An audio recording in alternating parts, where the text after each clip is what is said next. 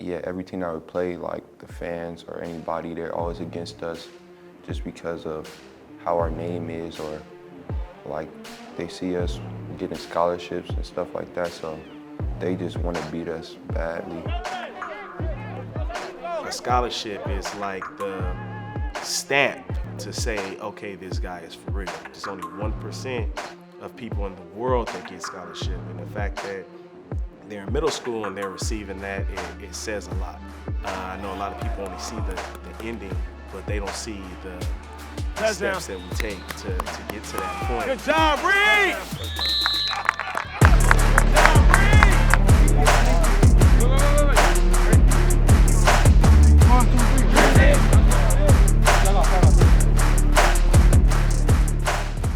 The LaceFac's Dream Team is a 14U team, 8th grade team. We travel around the country and play some of the top teams and just prepare these kids for high school.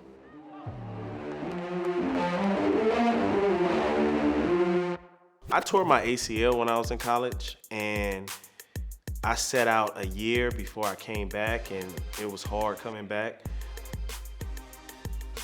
For the kids that get hurt and wants to come back, I let them know, like, look, you can come back and mess yourself up for life, and then you can't play college football, you can't play high school football, or you can take this time off, get stronger, let it heal, and then you can play again, and you will be able to play high school and college. If they hurting, then if you can't go, we sit you out, especially if it's anything from the lower half. Legs and head is a no-go. If it's your finger, we're playing, you know? So we still have to teach mental strength and overcoming little minor things, but anything major, you're gonna sit out. It's fun traveling with the boys. You know, when we travel, it's cool to see their faces when they see a town that they never seen before or go somewhere that they never been before. We do this because, one, in high school, it's got to a point where top high school teams travel and play out of state. Traveling with the team, you know, we play a lot, you know, so it's fun. The thing about our team is that we got athletes. Yeah. You know, so if you put the ball in some athletes' hands, they're gonna make some plays. Yeah. I think we have a good group. Yeah. You know, supporting Coach Nate. Yeah. Right. Of course, college, you play different places, you get on airplanes. So we try to just get them prepared for the life that they're about to live in the next, you know, 4 to 8 years, you know, being in high school, being in college. Our team chemistry really comes from when we travel and stuff. We traveled to Texas and played a team. We had teams in Arizona that we played, Vegas, and, you know, a lot of local teams as well. About to go out to Oakland. We got a game, 14U game against one of the teams up north. Go out here and get some business done. We played a team in Oakland called 300. I think the ride was like 7 hours. I mean, if it's a sport that you really love, then it's not really a problem traveling to play games. You can play some really good teams and get better from those games.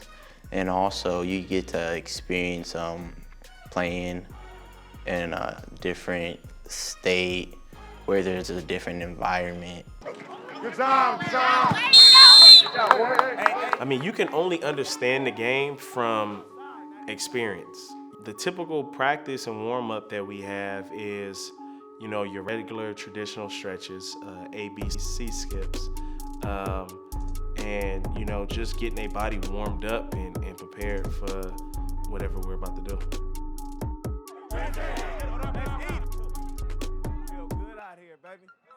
Away games are challenging just because sometimes when you go, just getting them where they go to sleep early, because of course when they travel they want to be up all night and playing the video games and just experiencing a kid life. So we have to try to create that balance. Okay, you can do this from this time, but this time it's lights off. So.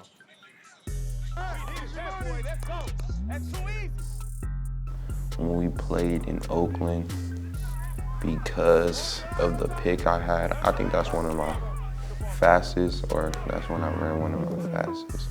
So that's really my favorite game of the season.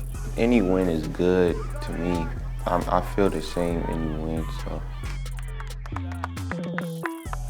listen to my coach a little bit more and understand what he was trying to say, because once I listened to him, there was a different outcome. Hey, D-line! Hey, D-line! Off the field, I think the biggest thing that they're learning is how to be social. And I've seen a lot of kids that came to me young. They probably had a problem talking and public speaking, but now, you know, when they play in these type of environments, they're meeting different people. And I think that's big for not just football, but for their life, you know. One of the hardest things I've had to work on outside of football have been like working on myself and learning how to control my emotions so that I can be a better person.